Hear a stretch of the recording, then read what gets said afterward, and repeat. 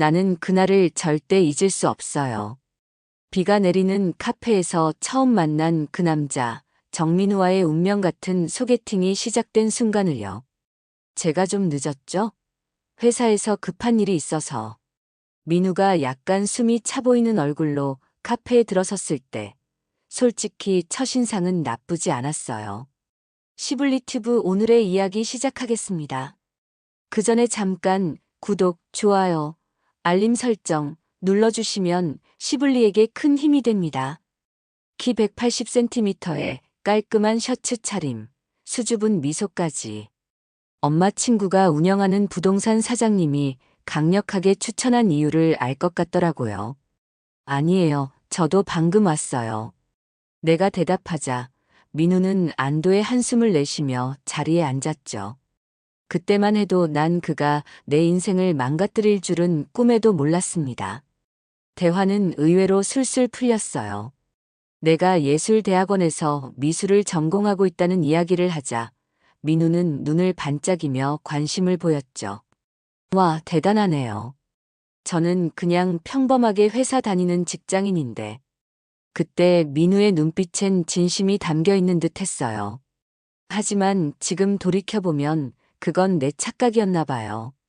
첫 만남에서 난 그저 대학원 다니는 평범한 집 딸이라고만 소개했으니까요. 내가 실은 건물 몇 채 가진 집안의 막내딸이라는 사실은 굳이 말하지 않았어요. 첫 만남부터 그런 얘기를 꺼내면 상대방이 부담스러워할까 봐서요. 버스 타고 다니시나 봐요? 요즘 대중교통이 편리하긴 하죠. 민우의 말에 난 그냥 웃으며 고개를 끄덕였죠. 차가 있긴 했지만 첫 소개팅에 굳이 운전해 갈 필요는 없다고 생각했거든요. 그런데 민우는 제 대답을 듣고 이렇게 말했어요. 버스 타고 다니는 건 전혀 문제 안 돼요. 나는 그런 거 안 따지는 사람이니까. 그 순간 내 가슴 한구석이 살짝 불편해졌던 것 같아요. 마치 그가 나에게 큰 배려를 베푸는 것처럼 말했으니까요. 하지만 그때는 첫 만남의 어색함 때문이라고 생각하고 넘어갔습니다. 소개팅이 끝나고 집으로 돌아오는 길, 민우에게서 메시지가 왔어요. 오늘 정말 즐거웠어요. 다음에 또 만나요. 그 메시지를 받고 가슴이 두근거렸죠. 운명이라고 믿었어요. 하지만 그건 단지 시작에 불과했습니다. 그때는 몰랐죠.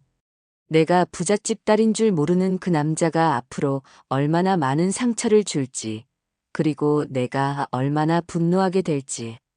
그리고 한 달이 지났어요. 데이트를 거듭할수록 민우는 점점 더 자신의 모습을 드러내기 시작했죠. 처음에는 데이트 비용은 남자가 내는 게 당연하다며 계산대에서 당당히 카드를 내밀던 그였어요. 하지만 시간이 지날수록 계산대 앞에서 그의 시선은 점점 더 천장을 향하기 시작했습니다. 지갑을 놓고 왔네. 한 번이 아니었어요. 두 번, 세 번. 그럴 때마다 난 아무렇지 않게 카드를 꺼냈죠. 돈이 문제가 아니었으니까요. 문제는 그의 태도였습니다. 계산을 내가 하는 순간 그의 눈빛이 묘하게 변했어요. 마치 그것이 당연하다는 듯이. 너는 차도 있고 집도 있는데 왜 그런 티를 그렇게 안 내냐? 어느 날 갑자기 던진 민우의 질문에 나는 너무 놀라 말을 잇지 못했어요. 꿈에서도 생각하지 못한 질문이었으니까요. 내가 뭐라고 대답해야 할지 몰라 어버버하고 있자 민우는 조금 더 노골적으로 물었습니다. 혹시 부잣집 딸이야? 뭐, 티를 안 낸다고. 내가 그걸 자랑질이라도 했으면 좋겠냐? 나도 모르게 목소리가 올라갔어요. 민우의 얼굴이 순간 굳었죠. 하지만 그는 곧 능청스럽게 웃으며 말했습니다. 아니, 그런 뜻이 아니라. 요즘 사람들은 자기가 가진 거 다 자랑하고 다니잖아. 그냥 너는 좀 다르다고 생각해서. 말은 그렇게 했지만 그의 눈빛은 분명 달랐어요. 뭔가를 의심하고 캐내려는 그런 눈빛이었습니다. 난 그날 밤 이상하게 잠이 오지 않았어요. 왜 그가 내 재산에 관심을 갖는지, 왜 내가 티를 안 낸다고 생각하는지. 그런 생각들로 뒤척이다 새벽이 되었죠. 이제 우리는 만난 지 2달이 넘었어요. 처음에 달콤함은 사라지고 점점 더 불편한 상황들이 늘어갔습니다. 그래도 난 인내했어요. 모든 연애는 시간이 지나면 편안해진다는 친구의 말을 믿고 싶었거든요. 하지만 민우는 달랐습니다. 데이트 비용을 내야 할 때마다 그의 지갑은 마법처럼 사라졌고 급기야 이런 말까지 했어요. 사실 요즘 회사가 좀 어려워서 월급이 밀렸어. 그 말을 들은 순간 가슴이 철렁 내려앉았어요. 그가 거짓말을 하고 있다는 걸 직감적으로 알 수 있었거든요. 왜냐면 바로 전날 그는 새로 산 명품 시계를 자랑하고 있었으니까요. 하지만 난 아무 말도 하지 않았습니다. 대신 묵묵히 카드를 꺼내 계산을 했죠. 역시 내가 최고야. 다음엔 내가 꼭 살게. 민우의 말에 난 웃음을 지었지만 속으로는 쓴웃음이 나왔어요. 다음이란 말이 벌써 수십 번은 넘었으니까요. 민우는 자기가 남자라며 데이트 비용은 무조건 자기가 내겠다고 했지만 실상은 전혀 달랐습니다. 계산대 앞에서 지갑은 바지 주머니에 처박혀 있고 눈은 하늘만 보고 있더라고요. 처음에는 진짜 깜빡했나 보다 했는데 이제는 너무 뻔한 패턴이 되어버렸죠. 그날은 제가 지친 기색이 역력했나 봐요. 민우가 갑자기 물었습니다. 혹시 기분 안 좋아? 내가 뭐 잘못했어? 그 순간 터지려던 감정을 꾹 참고 웃으며 대답했어요. 아니야, 그냥 조금 피곤해서. 민우는 안도의 한숨을 내쉬더니 갑자기 내 손을 잡았어요. 미안해, 요즘 내가 좀 예민했지? 사실. 나 너무 바빠서. 그리고 또 시작이었어요. 항상 그는 자신의 잘못을 인정하는 듯 하다가 금세 변명거리를 찾았죠. 그런 민우를 보면서도 나는 이 사람도 나름 노력하고 있구나라고 생각하려 했어요. 하지만 점점 그런 생각도 무너져 갔습니다. 이번 주말에 내 차로 데이트할까? 문득 그런 생각이 들었어요. 어차피 언젠가는 알게 될 텐데 이제 슬슬 내 모습을 보여줘도 되지 않을까 싶었거든요. 그래서 나는 집에 있던 차를 끌고 데이트 장소로 향했습니다. 하얀색 외제차를 타고 카페 앞에 도착했을 때 민우의 표정이 복잡하게 변하는 것을 놓치지 않았어요. 이게 내 차야? 민우의 목소리에는 놀라움과 함께 뭔가 다른 감정이 섞여 있었어요. 난 태연하게 대답했죠. 응, 내 차야. 왜? 민우는 잠시 말을 잇지 못하더니 이내 비웃듯 말했어요. 이런 싸구려도 차냐? 요즘 이런 거 타면 창피한 거 몰라. 그 말을 듣는 순간 나는 너무 놀라 심장이 쿵쾅거렸어요. 내 차는 분명 고급 외제차였는데 그것도 새 차였는데 민우는 그걸 싸구려라고 했습니다. 그때 처음으로 깨달았어요. 이 사람은 내가 아니라 내가 가진 것들에만 관심이 있다는 걸요. 싸구려라고. 그 말을 듣는 순간 내 얼굴에서 핏기가 싹 가셨을 거예요. 3천만 원이 넘는 차를 싸구려라니. 처음으로 민우라는 사람의 진짜 모습이 보이기 시작했죠. 아니, 그런 뜻이 아니라. 요즘 트렌드는 좀 다른 브랜드잖아. 그냥 내가 차를 타는 줄 몰랐어서 놀랐을 뿐이야. 민우는 말을 돌렸지만 그의 눈빛은 이미 완전히 달라져 있었어요. 마치 나를 새롭게 평가하는 눈빛이었죠. 그리고 그날 이후 민우의 태도는 180도 달라졌습니다. 저기 지나가는 여자 봐. 저렇게 입어야 예쁘지. 너는 왜 항상 그런 옷만 입어? 민우는 이제 노골적으로 제 옷차림을 비판하기 시작했어요. 내가 즐겨 입는 미니멀한 스타일의 옷들이 그의 눈에는 영 안 들어왔나 봐요. 하루는 제가 좋아하는 브랜드의 원피스를 입고 갔는데 민우는 코웃음을 치며 말했죠. 요즘 애들처럼 좀 어려 보이게 입어라. 왜 아줌마같이 하고 다니냐? 그 말을 듣는 순간 너무 놀라 가슴이 덜컥 내려앉았어요. 내가 그와 7살 차이라고 해서 내가 이제 아줌마란 말인가요? 더구나 그 옷은 제가 아끼는 디자이너 브랜드였는데 내가 너랑 7살 차이라고 내가 아줌마냐? 화가 나서 되묻자 민우는 더 가혹한 말을 내뱉었습니다. 나이가 문제가 아니라 너는 그냥 노티나. 어떻게 입어도 늙어 보여. 노티난다는 그 말. 솔직히 죽을 때까지 안 잊혀질 것 같아요. 그날 밤 처음으로 민우와 헤어질 생각을 했습니다. 하지만 3달 넘게 만난 사이를 그렇게 쉽게 끊을 수 있을까? 갈등하던 차에 민우가 먼저 연락해 왔어요. 미안해. 내가 너무했어. 사실 너랑 있으면 자꾸 비교돼서 그래. 너는 뭐든 다 가졌잖아. 그 말에 마음이 흔들렸어요. 아, 그래서 그랬구나. 열등감 때문에. 이해해줘야 하나. 그런 생각으로 또 한 번 민우를 용서했죠. 하지만 그건 더 큰 실수였습니다. 민우의 차흉, 옷흉은 계속됐어요. 거기다 이제는 제 말투까지 비웃기 시작했죠. 너 왜 그렇게 말해? 좀 세련되게 말해봐. 진짜 촌스럽다니까. 세련되게 말하라는 게 대체 무슨 뜻인지도 모르겠고, 내 말투에 어디가 촌스럽다는 건지도 모르겠더라고요. 하지만 민우의 비난은 계속됐어요. 넌 왜 그렇게 점잖게 굴어? 좀 애교도 부리고 그러면 안 돼? 내가 원하는 건 그런 거야. 민우가 원하는 여자. 그게 뭐지? 갑자기 궁금해졌어요. 그래서 물어봤죠.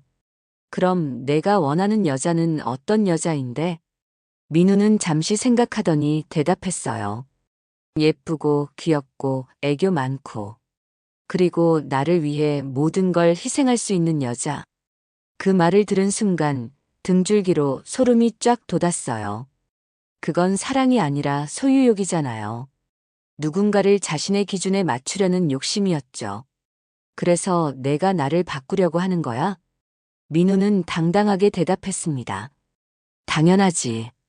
너도 나를 위해 노력해야지. 사랑은 그런 거잖아. 아니에요. 사랑은 그런 게 아니에요. 사랑은 상대를 있는 그대로 받아들이는 거예요. 하지만 민우에게 그런 말을 해봤자 무슨 소용이 있을까요? 그는 이미 자기만의 세계에 갇혀 있었으니까요. 어느 날 내가 오랜만에 친구들과 약속이 있다고 하자 민우는 또다시 불평을 늘어놓았어요. 너 그 친구들이랑 만나서 뭐해? 다 너보다 못한 애들이잖아. 나랑 있는 게 더 좋을 텐데. 그 말을 듣는 순간 나는 너무 놀라 입이 떡 벌어졌어요. 내 친구들을 만난 적도 없는 민우가 어떻게 그런 평가를 할 수 있지? 게다가 나보다 못하다니 대체 무슨 기준으로? 내 친구들 욕하지 마. 넌 그들을 모르잖아. 내가 단호하게 말하자 민우는 비웃었어요. 알 필요도 없어. 너희 같은 애들은 다 똑같아.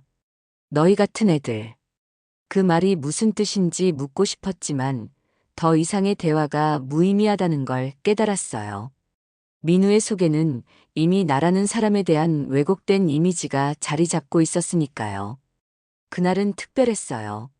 마침내 독립을 결심하고 오피스텔 전세 계약을 마친 날이었죠.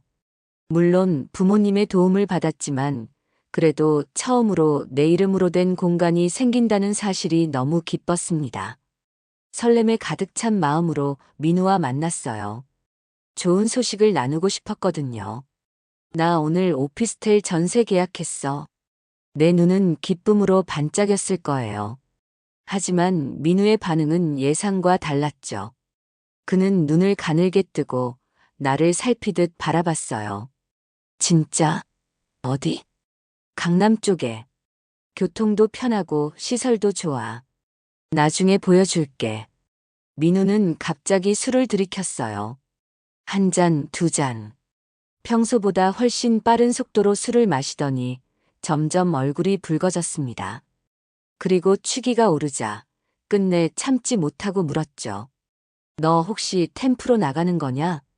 그 말을 듣는 순간 나는 너무 놀라 몸이 굳어버렸어요. 템프라니? 무슨 소리지? 내가 어떻게 그런 사람으로 보였다는 거지? 무슨 말이야, 그게? 목소리가 떨렸어요. 온몸의 피가 거꾸로 솟구치는 것 같았죠. 하지만 민우는 멈추지 않았어요. 너 차도 사고 오피스텔 전세까지 들어간 거 보면 혹시 템프로라도 나가냐? 아니면 어떻게 그런 돈이 생겨?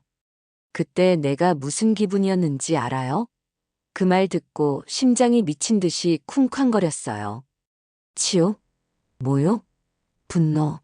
다 합쳐진 감정 폭탄이었죠. 내가 지금 뭐라고 했어? 겨우 이 말밖에 나오지 않았어요. 민우는 내 충격받은 표정을 보고도 계속해서 독서를 퍼부었습니다. 아니면 부모님한테 돈 받는 거야? 그것도 아니면 뭐 다른 남자라도 있어? 이제는 웃음이 나왔어요. 아니, 웃음이라기보다는 비웃음에 가까웠죠. 이제 보니 민우는 내 차, 내 옷, 내 집, 모든 것에 의문을 품고 있었던 거예요. 그리고 그 결론이 템프. 이게 말이 돼요? 너 진짜 미쳤구나. 내가 왜 내 앞에서 그런 질문을 받아야 해? 내가 뭘 어떻게 했길래? 하지만 민우는 이미 취해서 제대로 된 대화가 불가능했어요. 그는 계속해서 중얼거렸죠. 그냥 솔직히 말해. 어차피 다 티나. 내가 어떤 일 하는지. 그리고 거기서 끝이 아니었어요. 민우는 내 얼굴을 위아래로 훑어보더니 말했습니다. 사실 내 얼굴도 그렇고 몸매도 그렇고 별로 안 예쁜데 그래도 내가 만나준 거잖아. 너는 내가 만나준 걸 고마워해야 돼. 그 말을 듣는 순간 나는 너무 놀라 눈물이 날 뻔했어요. 이게 지금 사귀는 남자친구가 할 수 있는 말인가요? 내가 그동안 뭘 본 거지? 이런 사람을 어떻게 좋아했지? 내가 지금 뭐라고 했는지 알아? 민우는 비웃으며 대답했어요. 왜? 사실이잖아. 너같이 평범한 여자가 어떻게 그런 거 다 가질 수 있겠어? 뭔가 있는 거 아냐? 그때 내 인생의 참을 인자가 완전히 찢겨나갔어요. 테이블 위에 있던 물을 민우의 얼굴에 확 끼얹었죠. 우리 끝이야. 다시는 내 앞에 나타나지 마. 민우는 물에 젖은 얼굴로 어안이 벙벙해하고 있었어요. 하지만 난 더 이상 그가 어떻게 생각하든 상관없었죠. 이미 그는 내 인생에서 지워야 할 실수일 뿐이니까요. 카페를 나오는 순간 온몸이 떨렸어요. 분노, 수치심, 배신감. 모든 감정이 한꺼번에 밀려왔죠. 차에 타자마자 그만 울음이 터졌습니다. 어떻게 내가 이런 사람을 만났지? 어떻게 그런 소리를 들어야 했지? 집에 도착해서도 마음이 진정되지 않았어요. 그래서 오랜만에 부모님께 전화를 드렸죠. 엄마, 나 좀 힘들어. 민우와 헤어진 후 한동안은 정말 힘들었어요. 사람을 잘못 봤다는 자책감, 그런 모욕적인 말을 들었다는 수치심. 한동안 아무도 만나고 싶지 않았죠. 그저 집과 학교를 오가는 생활만 반복했습니다. 대학원 수업도 제대로 집중하기 어려웠어요. 서연아, 너 요즘 왜 그렇게 우울해 보여? 같은 연구실 선배인 태준 오빠가 어느 날 조심스럽게 물었어요. 태준 오빠는 항상 묵묵히 자기 일을 하면서도 주변 사람들을 챙기는 따뜻한 사람이었죠. 처음엔 별로 말하고 싶지 않았지만 그의 진심 어린 눈빛에 마음이 조금씩 열렸어요. 그냥 연애 문제예요. 혹시 얘기하고 싶으면 들어줄게. 그날 처음으로 누군가에게 민우와의 일을 털어놨어요. 처음부터 끝까지 모든 상처와 모욕적인 말들까지 말하는 내내 눈물이 멈추지 않았죠. 태준 오빠는 그저 묵묵히 들어주었어요. 그런 말을 들었다니 정말 화가 나네. 서연아, 넌 충분히 좋은 사람이야. 그런 평가를 받을 이유가 전혀 없어. 태준 오빠의 따뜻한 위로에 마음이 조금씩 편안해졌어요. 그리고 그날 이후로 태준 오빠와 자연스럽게 가까워졌죠. 연구실에서 늦게까지 남아 작업할 때면 항상 함께 집에 데려다 주겠다고 했고, 밥 시간이 되면 꼭 챙겨 먹이려고 했어요. 서연아, 이번 주말에 시간 있어? 미술관에 좋은 전시가 있는데. 태준 오빠의 제안에 처음엔 망설였어요. 아직 상처가 완전히 아물지 않았거든요. 하지만 용기를 내서 수락했고, 그건 정말 좋은 선택이었습니다. 여기 전시 정말 좋다. 서연이 논문 주제랑도 연관 있을 것 같은데. 태준 오빠는 내 연구에 진심으로 관심을 가지고 있었어요. 그와 함께 전시를 보면서 예술에 대해 이야기하는 시간이 너무 즐거웠죠. 그리고 자연스럽게 두 번째 데이트, 세 번째 데이트로 이어졌습니다. 태준 오빠는 민우와는 완전히 달랐어요. 내가 운전할 일도 없게 매일 픽업해 주었고, 데이트 비용은 100% 본인이 부담했어요. 처음에는 미안한 마음에 내가 계산하려고 할 때마다 태준 오빠는 이렇게 말했죠. 서연아, 나 지금 박사 과정이고 연구비도 나오고 있어. 돈 걱정은 하지 마. 내가 행복하게 웃어주는 게 내겐 더 중요해. 그런 말들이 진심으로 느껴졌어요. 태준 오빠의 눈빛에는 거짓이 없었거든요. 그는 내가 어떤 옷을 입든 어떤 차를 타든 상관없이 오직 나라는 사람만 봐주었죠. 이런 남자도 세상에 있구나. 진짜 사랑이 이런 거였어. 태준 오빠와 연애를 시작한 지 한 달쯤 지났을 때 오빠가 제안했어요.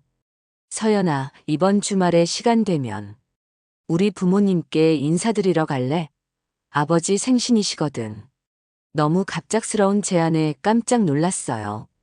하지만 태준 오빠의 진지한 눈빛을 보니 거절할 수 없었죠. 그래, 좋아. 근데 좀 긴장될 것 같아. 걱정 마. 우리 부모님 정말 좋으신 분들이야. 특히 어머니는 내가 여자친구 생겼다고 하니까 너무 좋아하셨어. 그렇게 태준 오빠의 외제차를 타고 부모님 댁으로 향하던 그날, 기막힌 우연이 일어났어요. 우리가 도착한 곳은 다름 아닌 내 부모님의 건물이었죠. 그리고 그곳에서 그놈이 부동산 직원으로 우리 집 건물을 보러 온 손님을 데리고 등장한 거예요. 서연아, 여기가 우리 부모님. 이거 내 부모님 건물 아니야? 태준 오빠의 놀란 목소리에 고개를 들었을 때 그 순간 정말 세상이 멈춘 것 같았어요. 민우가 양복을 차려입고 건물 앞에 서 있었거든요. 그것도 부동산 직원 명찰을 달고요. 태준 오빠는 내 표정이 굳은 것을 보고 바로 눈치챘나 봐요. 혹시 저 사람이? 내가 고개를 끄덕이자 태준 오빠는 내 손을 꼭 잡아주었어요. 그리고 조심스럽게 물었죠. 어떻게 할래? 들어가지 말까? 잠시 고민했지만 이미 와버린 이상 피할 수는 없었어요. 게다가 부모님도 기다리고 계실 텐데. 용기를 내서 대답했습니다. 아니야, 들어가자. 괜찮아. 그 말과 함께 태준 오빠의 외제차에서 내리는 순간 민우의 시선과 마주쳤어요. 그놈 선배 외제차에서 내리는 나를 보며 완전히 굳어버렸죠. 눈이 동그래지고 입이 벌어진 채로 말 그대로 얼어붙었어요. 잠시 그 상황을 즐기는 마음도 있었지만 태준 오빠의 손을 꼭 잡고 건물 안으로 들어갔습니다. 아, 저기 서연 씨. 뒤에서 민우가 급하게 부르는 소리가 들렸지만 나는 모른 척했어요. 태준 오빠와 함께 엘리베이터를 타고 올라가는데 오빠가 물었죠. 괜찮아? 많이 놀랐겠다. 응, 괜찮아. 그냥 조금 당황스러워. 그날 저녁은 의외로 즐겁게 흘러갔어요. 태준 오빠의 부모님은 정말 좋은 분들이었고 나를 따뜻하게 맞아주셨죠. 게다가 우연히도 우리 부모님과 사업 파트너셨다는 걸 알게 되어 더 신기했어요. 가끔 밖에서 들려오는 민우의 목소리가 거슬리긴 했지만 그날 저녁은 정말 행복했습니다. 서연이 부모님께도 인사드려야겠네. 다음에 같이 식사라도 하면 좋겠어. 태준 오빠 아버지의 말씀에 모두가 웃으며 동의했어요. 그리고 그날 밤 태준 오빠가 나를 집까지 데려다 주고 돌아간 직후 도저히 참지 못했는지 민우에게서 문자가 왔어요. 아니, 너 지금 뭐 하는 거야? 그 남자는 누구야? 어느 술집에서 웃음 팔고 몸 파는지 모르겠지만 그 옆에 남자는 불쌍하다. 문자를 읽는 순간 온몸에 전율이 흘렀어요. 정말 이 정도까지, 이런 말까지. 하지만 아직 끝이 아니었습니다. 그 남자한테 네 정체 다 말해줄 거다. 어떤 여자인지. 이제는 협박까지 해오는군요. 지금까지 꾹꾹 참았던 분노가 폭발했어요. 더 이상 참을 수 없었죠. 야, 내가 뭔데 날 평가하고 모욕해. 내가 돈 밝히는 여자라고. 오빠가 1년 동안 데이트하면서 봤던 거, 내가 가진 것 중에 1%도 안 보여줬어. 내 수준에 과분한 사람이 나였다고. 키보드를 누르는 손가락이 떨릴 정도로 화가 났어요. 그래도 아직 말이 끝나지 않았습니다. 그리고 지금 만나는 사람, 약사야. 너랑 비교도 안 돼. 그리고 넌 정말 무슨 생각으로 그런 말을 한 거야? 템프, 정말 그렇게 보였어? 내가 얼마나 편협하고 비뚤어진 사고를 하는지 알아? 민우는 잠시 침묵했다가 다시 문자를 보내왔어요. 너 진짜 미쳤구나. 내가 널 위해 얼마나 노력했는데. 넌 그냥 부잣집 딸이라서 다 가질 수 있었던 거잖아. 그 말을 읽는 순간 다시 한번 분노가 치밀었어요. 나를 위한 노력? 그게 뭐였지? 데이트 비용을 계산하지 않은 거? 끊임없는 비난과 모욕? 너의 노력? 무슨 노력? 데이트 비용도 제대로 안 내고 나를 끊임없이 비난하고 모욕한 게 노력이야? 지금이라도 내 행동을 돌아보고 반성해. 그리고 다시는 연락하지 마. 이번이 마지막 경고야. 그리고 바로 차단했어요. 하지만 그게 끝이 아니었죠. 다음 날 민우가 부동산 사무실로 찾아왔다는 소식을 들었어요. 사장님한테 나에 대해 물어봤다나 뭐라나. 그리고 사장님이 상황을 전해 듣고 민우를 쥐어박듯 혼냈대요. 그 아가씨 집안이 건물 몇 채 갖고 있는 집인 줄은 알기나 해? 어디서 감히 그런 오해를 해? 서연아, 미안한데. 뭐 좀 물어봐도 될까? 다음 날 태준 오빠가 조심스럽게 물었어요. 태준 오빠의 표정이 평소와 달라 보였죠. 응, 뭔데? 어제 그 부동산 직원이 사무실에서 난리를 쳤다던데. 순간 가슴이 철렁 내려앉았어요. 어떻게 그런 일이. 당황스러워서 말을 잇지 못하고 있는데 태준 오빠가 내 손을 잡았습니다. 괜찮아, 말하기 힘들면 안 해도 돼. 그냥 내가 힘들어할까봐 걱정돼서. 태준 오빠의 따뜻한 눈빛에 용기를 얻어 모든 것을 이야기했어요. 민우가 보낸 모욕적인 문자 내용까지. 이야기를 하면서 눈물이 나올 것 같았지만 꾹 참았습니다. 더 이상 그런 사람 때문에 울고 싶지 않았거든요. 그런 일이 있었구나. 정말 화가 많이 났겠다. 그래도 서연아, 넌 잘 대처했어. 내 자존심을 지켰잖아. 태준 오빠의 말이 큰 위로가 되었어요.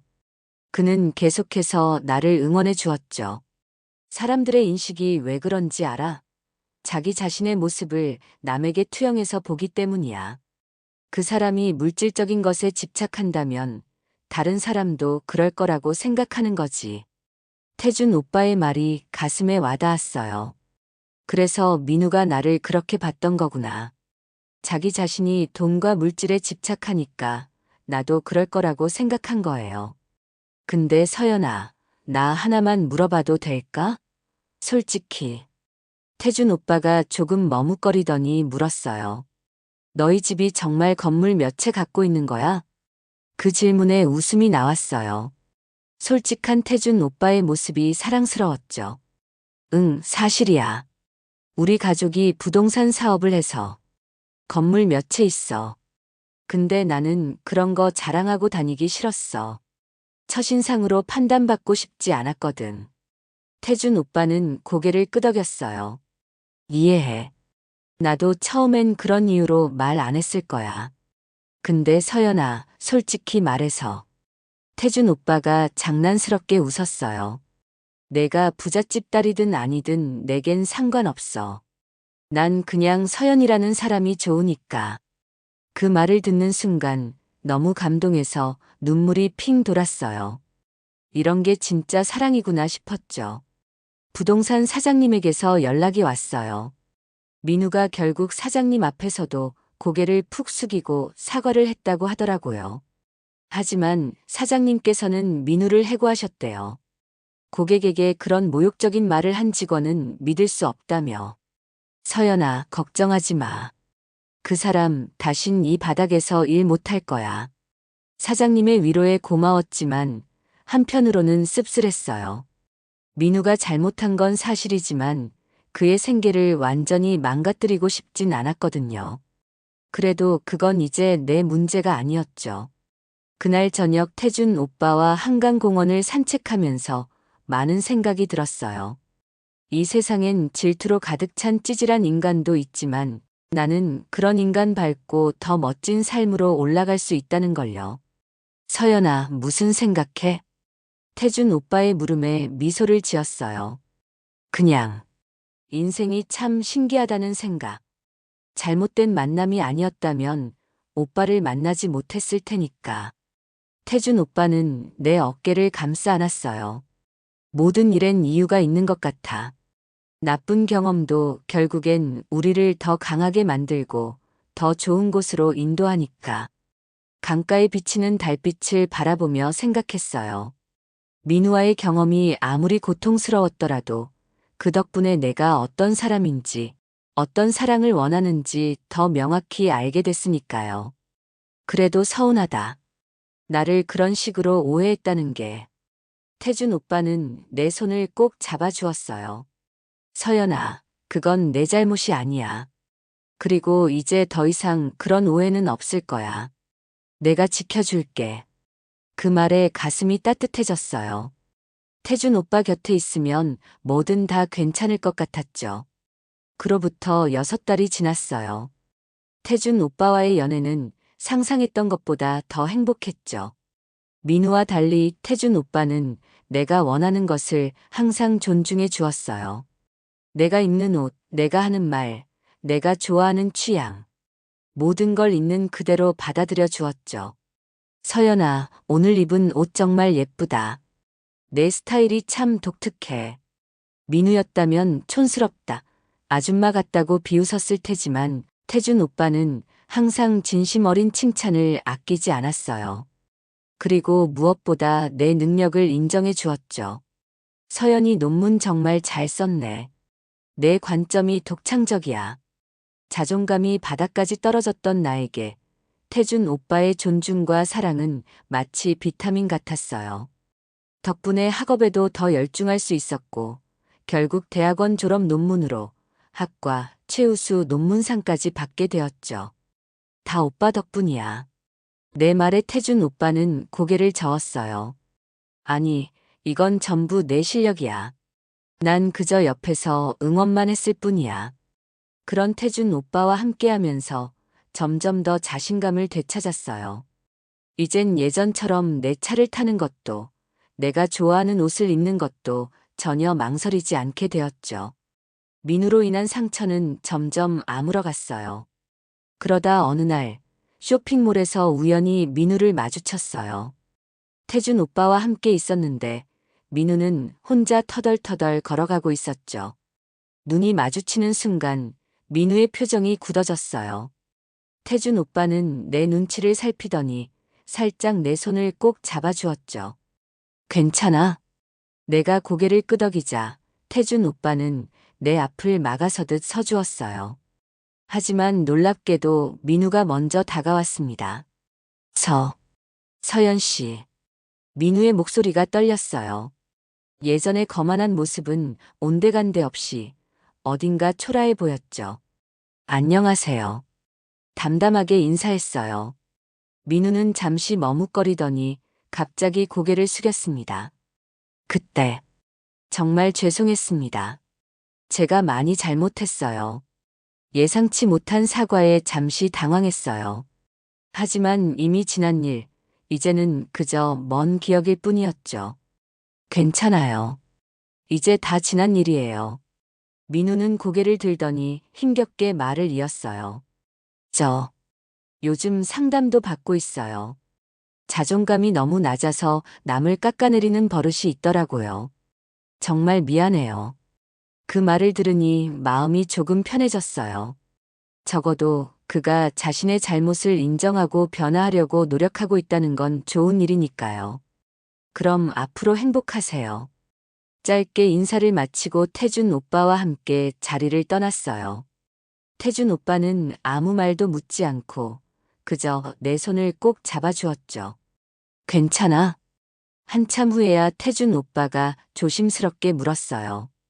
응, 괜찮아. 오히려 홀가분해진 것 같아. 정말 그랬어요. 마치 마음속에 있던 마지막 응어리까지 풀린 것 같은 느낌이었죠. 민우에 대한 분노와 원망까지 모두 사라진 것 같았어요. 복수는 돈으로 안 해. 내가 잘 살면 그게 최고의 복수야. 문득 친구가 했던 말이 떠올랐어요. 그 말이 이제야 정말 이해가 되더라고요. 내가 온전히 나답게 살면서 행복해하는 모습, 그게 가장 완벽한 복수였던 거예요. 지금 나는 내가 원하는 옷 입고 내가 원하는 차 끌고 다니며 나를 존중해주는 진짜 사랑과 함께 살아요. 그리고 민우, 그는 이제 내 인생의 한 페이지를 채운 등장인물일 뿐이에요. 그 힘들었던 시간 덕분에 오히려 더 단단해진 나를 발견했으니까요. 어제는 태준 오빠가 깜짝 프로포즈를 했어요. 우리가 처음 만났던 연구실에서 모두가 지켜보는 가운데 서연아, 날 평생 웃게 해줘. 내가 널 평생 행복하게 해줄게. 그렇게 우리는 약혼을 했어요. 부모님들도 너무 기뻐하셨고 친구들도 진심으로 축하해 주었죠. 진짜 가진 사람은 겉으로 자랑하지 않아요. 그리고 진짜 사랑하는 사람은 상대방의 겉모습이 아니라 내면을 봐요. 민우 같은 인간에게 흔들리지 않고 나답게 살아가는 것. 그게 바로 내가 찾은 진정한 행복이자 최고의 복수였습니다. 어쩌면 모든 경험에는 이유가 있나 봐요. 힘들었던 연애가 아니었다면 지금의 행복을 이렇게 깊이 느끼지 못했을 테니까요. 민우를 만난 건 실수였을지 몰라도 그 실수 덕분에 태준 오빠라는 완벽한 선물을 받게 되었으니까요. 이제 내가 부잣집 딸인 줄 몰랐던 그놈의 이야기는 가끔 친구들과 모였을 때 웃으며 하는 옛날 얘기가 되었어요. 더 이상 아프지 않아요. 그리고 가끔 그 이야기를 들은 친구들이 물어봐요. 어떻게 그런 사람을 만났지? 그럼 난 이렇게 대답해요. 그때는 몰랐지. 하지만 날거지 취급, 아줌마 취급, 템프 취급했을 때 복수는 이미 시작됐어. 그 남자의 인생에서 나라는 최고의 사람을 놓친 순간부터. 오늘 사연 어떠셨나요? 오늘 사연 듣고 생각나는 댓글이 있으시다면 부탁드립니다. 여러분의 댓글은 더 좋은 사연으로 찾아올 수 있는 시블리의 원동력입니다. 오늘 사연이 좋았다면 구독, 좋아요, 알림 설정 부탁드리며 영상 끝까지 시청해주셔서 너무 감사드립니다. 더 좋은 영상으로 다시 찾아뵙는 시블리튜브가 되겠습니다. 늘 건강 조심하시고 알차고 즐거운 하루 되세요. 시블리튜브였습니다. 고맙습니다. 그리고 늘 사랑합니다.